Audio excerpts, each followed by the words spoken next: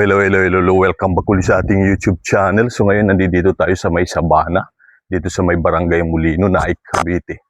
At mag-update lang tayo dito kasi tagal natin hindi napasyal. So makikita nyo yun, oh, pinaayos na. At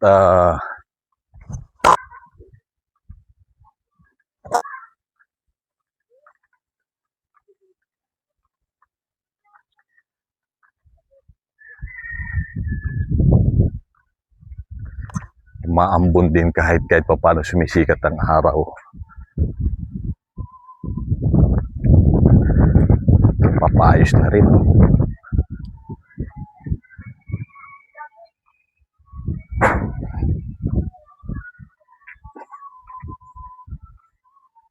Lagay ka po? Oo, ganda umaga.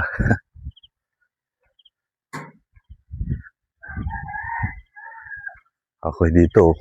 Pasok tayo. Ganda na halos may mga na-relocate na dito. Halos puno na rin yung mga bahay. Nakita nyo rin iba, talagang ang gaganda ng pagkakagawa nila sa harapan. Buti na lang mabait yung aso, hindi nananakul.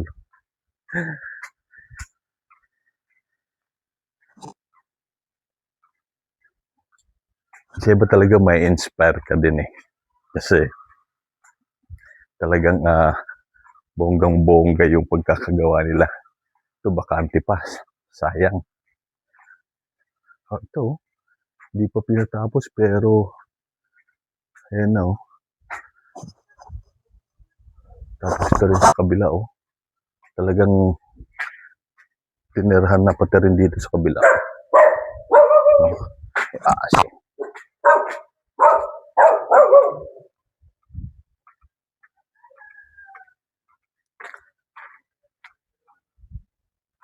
Ito, lapad nung daanan na to dito. Ikot din tayo dito sa kabila pa.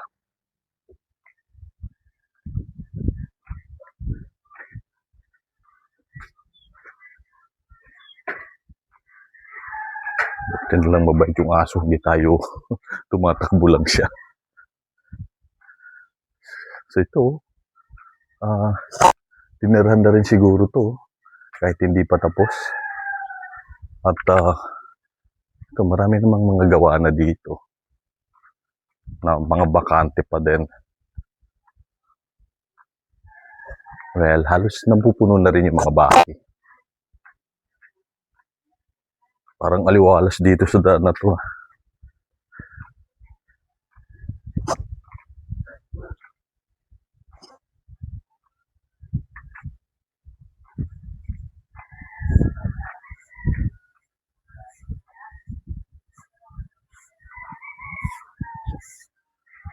Okay, ikot pa tayo dito sa kabila.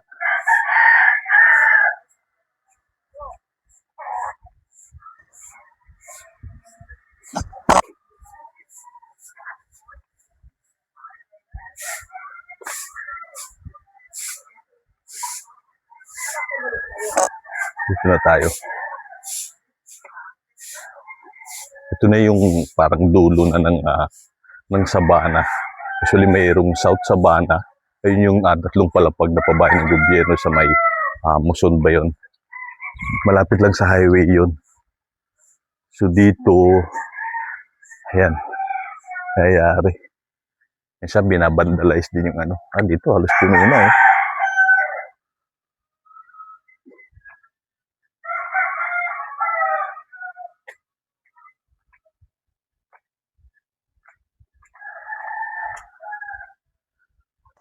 Dito may mga nakikita ko kahit hindi pa tapos yung bahay. Katulad nun, tinitirhan na. Ito rin kabila. Kahit ito, ayan, tinirhan na. May mga na-relocate na. May mga tao na. Ito rin sa kabila, ito rin, improvise lang talaga yung kanilang mga mga pinto. Iba kawayan.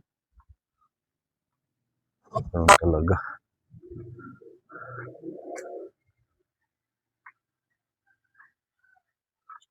Umaga po.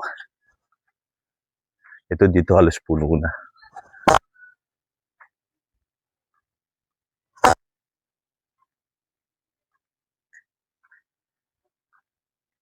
Oh, talino. Summa cum laude ito. Ang ganda din. Eh.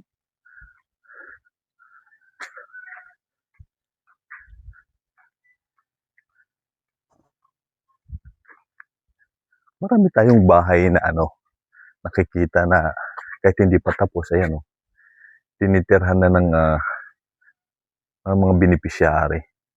So hindi natin alam kung ano yung tawag dito. Naging ng NHA sa mga beneficiary, bakit pinatira na kagad sila kahit hindi pa tapos yung Magandang umaga, tay. Tay, pwede magtanong? Bakit yung mga ibang bahay doon may mga nakatira na kahit hindi pa tapos? Pinaliyan ni Mayor. Pinatira na kagad sila. Pero sabi, Pero wala silang stab. pero ayusin daw yung bahay. O ganun na lang yun, sila na bahala. Wala na sila kung gusto nilang ayusin. Ganun Kaya ba? lang, pag inayos nila yun, mahirap kasi alam mo kung bakit. Wala silang stab na galing sa NHA, Oo nga. sa National House. Pero inano naman ni Mayor na. Oo, inanap na sila ng Mayor. Pero maayos naman siguro ni Mayor. Yan sana kasi kawawa naman yung mga residente na tumira doon, di po Pero ba? sana maganda niya kung may stab sila. Oo nga. Para kahit na anong gawin nila, pwede na. Oo nga. Pero sana maayos. Hindi walang stab eh. Oo Kasi eh. unang-una, hindi ka makakabitan ng tubig.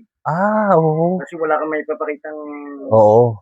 Na talaga, authorized sa'yo. oo, nakatunayan, na sa yung bahay.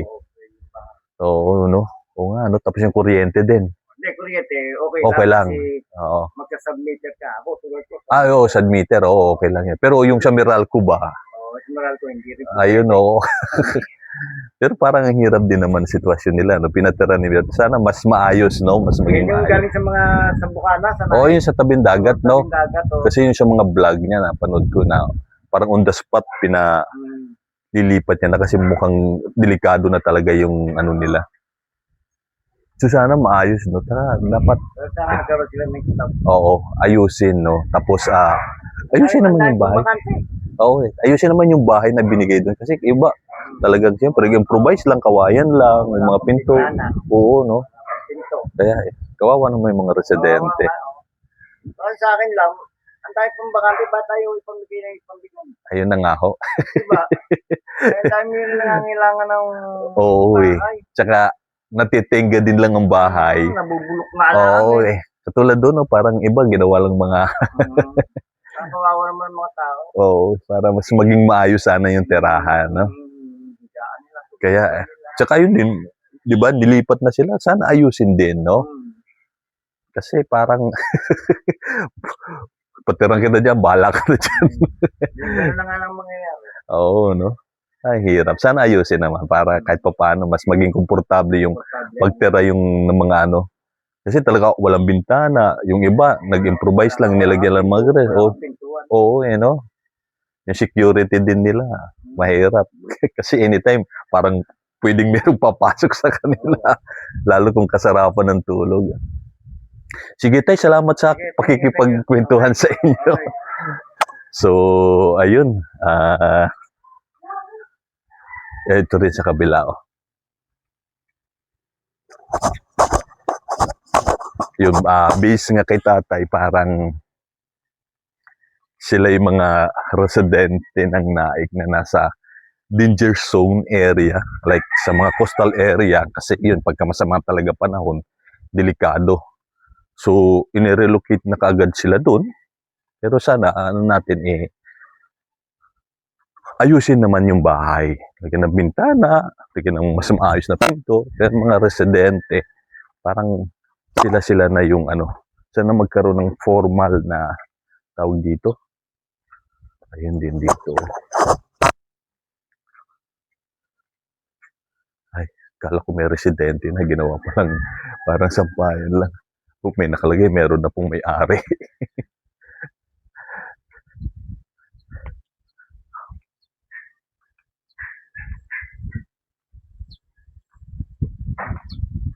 nakakalungkot naman kung ganun yung sistema.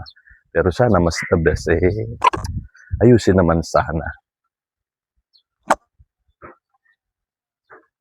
Mas ang ganda na nito. Oh. Ang galing. Ay.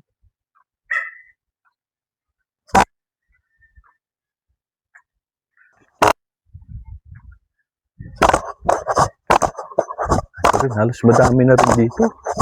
Ng mga, ayan o. Yung mga bahay o. Sinaraduhan na. Siniran na o. Dito rin sa kabila. O, ito rin sa kabila o. Mga parang pinatirhan na, hindi tinapos, no? Dinilagyan ng mas maayos na matitirhan. Balik na tayo dito.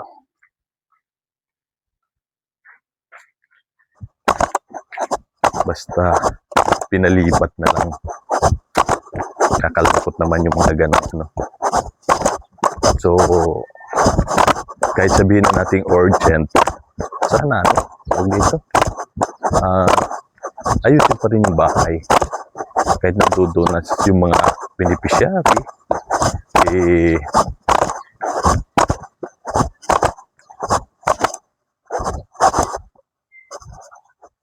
gawin pa din yung bahay, lagyan ng bintana na maayos, lagyan ng pinto, para, diba, yung mga residente naman, hindi sila mukhang kawawa. Talagang, parang, ibinato na lang doon. So, ito rin sa kabila, oh.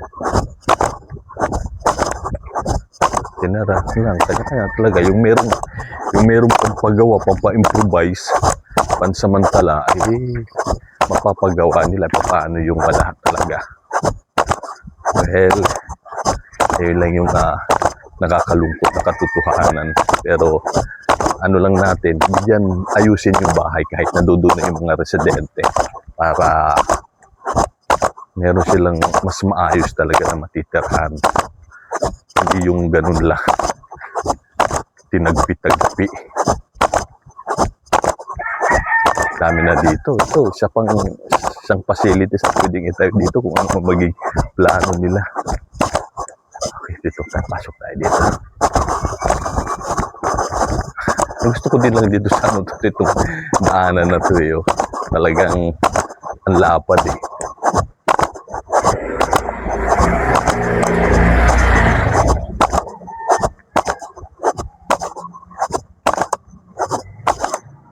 Nakatuwa din. Ang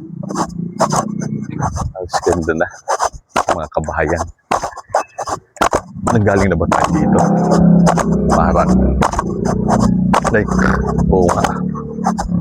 Dito, sa kabila. Ito yung nga pala yung aso din. No?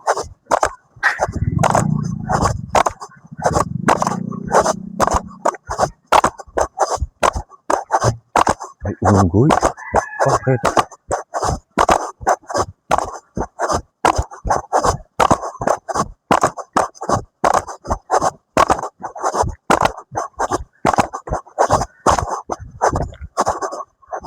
Ito din siguro meron ng beneficiary to, kaso nga lang hindi rin nila tinirhan pa, pero yung iba kasi tinitirhan na nila eh.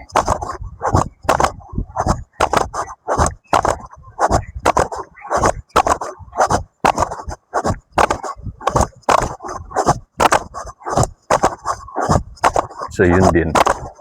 Uy, linis na.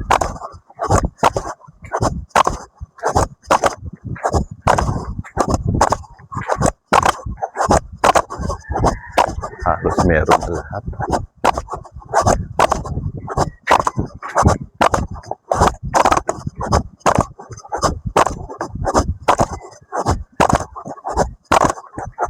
Open lang.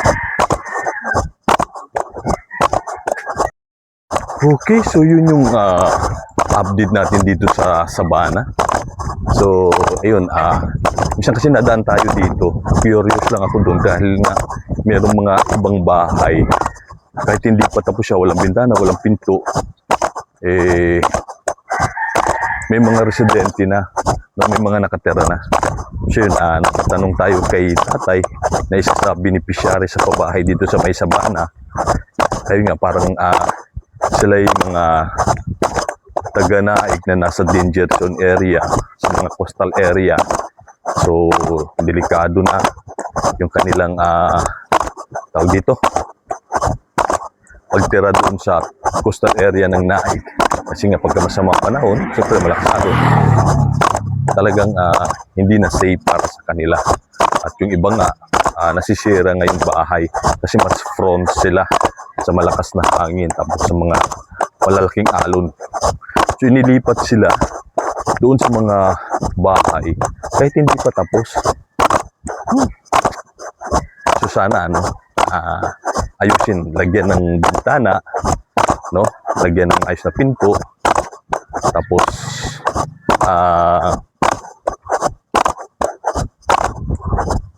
yung mga faucet, kung ano man pa yung mga kailangan dun sa mga residente na inirelocate, maayos sana. Diba? Kasi parang binato na lang sila kung ganun lang yung gagawin sa kanila. Diba? So yun din pala, kwento ko lang sa inyo. Yung YouTube channel natin, di ko alam kung ano nangyayari. Parang nai-stuck na tayo yung ating parang on and off yung ating mga subscriber.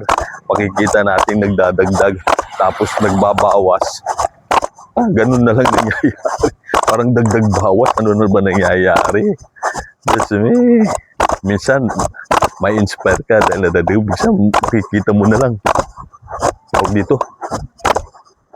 Nabawasan na naman yung subscriber ko. Hindi na tayo umuusad.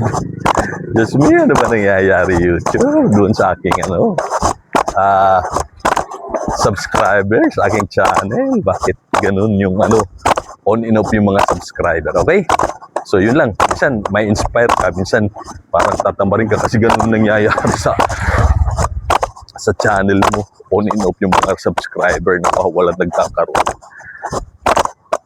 So, maraming salamat sa mga walang sawang sumusuporta sa ating YouTube channel, sa mga nagsasubscribe. Maraming salamat po sa inyo. Go na po tayo.